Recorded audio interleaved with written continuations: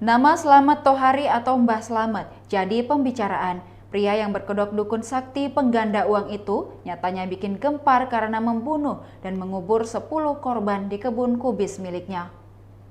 Kasus yang mengerikan dan menggemparkan itu melibatkan seorang dukun pengganda yang ternyata pembunuh berantai di Desa Balun, Kecamatan Wanayasa, Kabupaten Banjarnegara, Jawa Tengah. Informasi dihimpun Tribun Timur, Slamet Tohari si dukun pengganda uang sekaligus malaikat maut Banjarnegara ini berdasarkan keterangan dari Kepala Desa Balun, Kecamatan Wanayasa, Kabupaten Banjarnegara Mahbudiono. Sebelum mengaku sebagai dukun sakti, dirinya diketahui tidak memiliki pekerjaan yang jelas.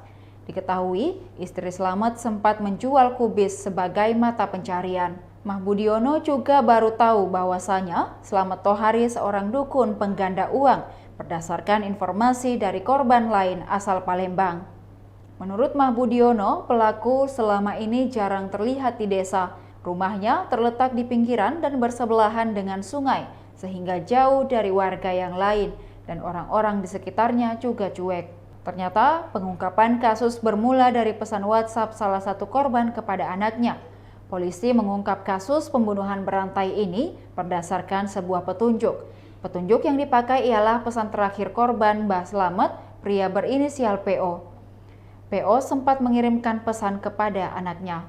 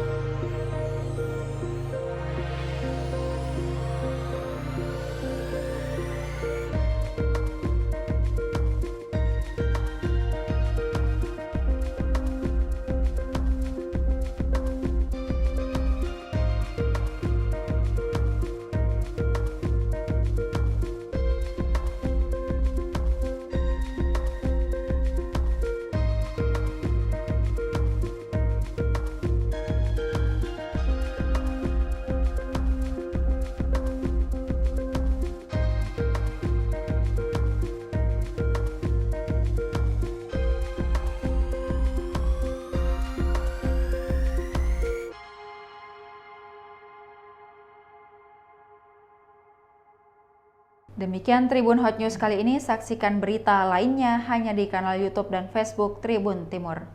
Terima kasih sudah nonton, jangan lupa like, subscribe, dan share ya!